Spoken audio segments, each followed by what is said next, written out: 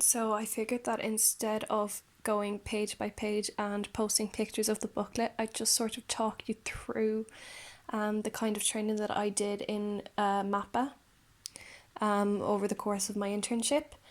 This is sort of what their kind of behaviour model or their sort of behaviour management and control comes from. So all of their sort of practice models all sort of stem from this, and their policy is based heavily around this particular training. So I've attached a photo of the kind of underpinning values of it and the philosophies. So I'm not going to go over that again because you can read that for yourself. But I'm just going to go over sort of like the development model, such as like your sort of integrated experiences in crisis development and the particular behaviours and reactions that you need to have to a child at this level of crisis development. So I'm just going to start over here with the crisis development and behavioural levels. So there's 4. As you can see here, there's anxiety, defensive, risk behaviour, and tension reduction. And for each different level of crisis, there's a different approach. So for the anxiety level, for the first one, you need to be supportive. It means like if a child is maybe tapping their fingers or tapping their foot, that what you need to do is you need to go over, maybe put your hand on their hand, put your hand on their shoulder, remind them that you're there for them, there to help them. And sometimes that can ease some of the anxiety that they may have. This could be due to something that might have happened in the morning and their anxiety is already high, or it could be to do with maybe they don't understand the work and don't know how to ask for help. But the best kind of approach to a student who's shown their anxiety kind of in this sort of development of crisis would be to be supportive. The next step is defensive behaviour. And so what defensive behaviour was that it would be sort of like you telling them to do something and them telling you to, or asking them to do something and they telling you to F off and things like that. Just sort of lashing out, not exactly harming themselves or others, but just sort of short, snappy, impatient, not wanting to hear you out. And whenever a child is at that level of crisis development, you need to be directive with them. You need to kind of tell them, you need to do this now, and I want you to get down, and I want you to do this. Because if you're like, I'd rather you didn't do that, they're going to do it. So the best way is just to be directive, to give them sort of an order, say, get off that, don't do that, don't climb up there. And that can be sort of the best approach to that. The next level is risk behaviour. So if that doesn't work, you may need to physically intervene, which would be the holds, which I'll go through as well. Kind of, I'll add pictures of them. I'm just going to go through the main stuff kind of in this video.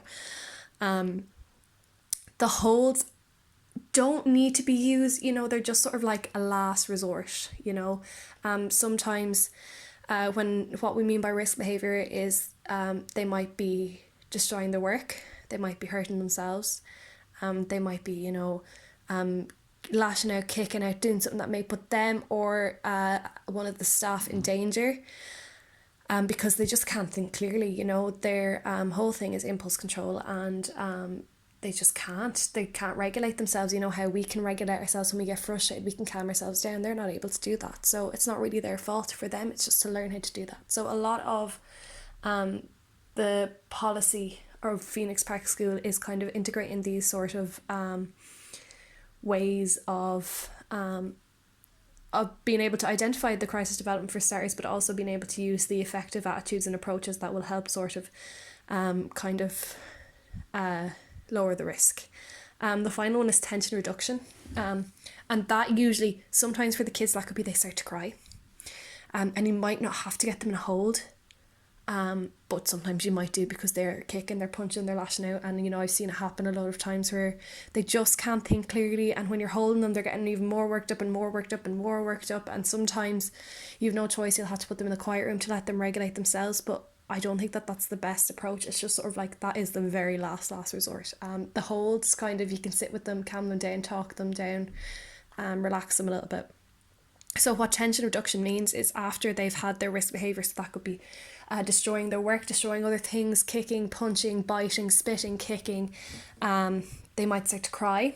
They'll start to come down from maybe that anger. They'll start to calm down, and you kind of see it in their bodies as well. you will see like a visible sort of relaxation of their shoulders sometimes as well, as one thing that I noticed whenever they're coming out of crisis. And whenever they're in that tension reduction stage, you need to have what we call a therapeutic rapport, which means that you just approach them the way you always would. You don't act upset with them. You don't act angry with them. You say, sit with me for a minute. If you need a few minutes, take a few deep breaths. Would you like me to get you some water? I'll get you some water. Just sit down, talk to me. We'll calm you down. Deep breaths. And eventually that means that they can usually return back to a reasonable level of kind of emotional and behavioural level. So that's incredibly important, and I can't stress that enough. That's something that I have used over and over and over again over my internship there. Even though I was only there for 10 weeks, I've really seen the effectiveness of this model, and it's something that I'm going to use in my everyday sort of teaching as well, because although it may not get to that level, you would have some anxiety and you would have some defensive behaviours. It might not escalate to risk behaviour, but at least I know how to deal with it. So for me, that's incredibly important. The other thing that they talked about a lot was integrated experience, which is another thing that the kind of Phoenix Park School has integrated into their policy. It's incredibly important. So it talks about how your attitude influences your behaviour influences your attitude influences your behaviour. It's a constant circle. So for example, I'll give you an example of one of the problems that I had. Was I got into what I would call a power struggle with a child who I should have known I wasn't going to win against. And what that meant was it was something as simple as asking them to get on their coat, but this was in my first couple of weeks there, and I didn't really understand the whole concept of oppositional defiance. And so they were refusing and getting frustrated, and in turn I got frustrated, and the more frustrated I got they got more frustrated then. So it was like I raised my voice, they raised their voice harder. And it's just like this constant sort of competition to see who can shout the loudest, and it just never ever ends well. So I found after a couple of weeks what worked well was if I approached a situation calmly, sometimes that calmness would influence the kids and they'd start to react calmly. Whenever they're calm, I'm calm. When I'm calm, they're calm. Everything you do influences the child. And even if that child is coming at you angrily, you need to remain calm. The main thing that they say is consistent, calm adult behaviour, which I've mentioned in the kind of mission statement voice recording that I did. But it's incredibly important.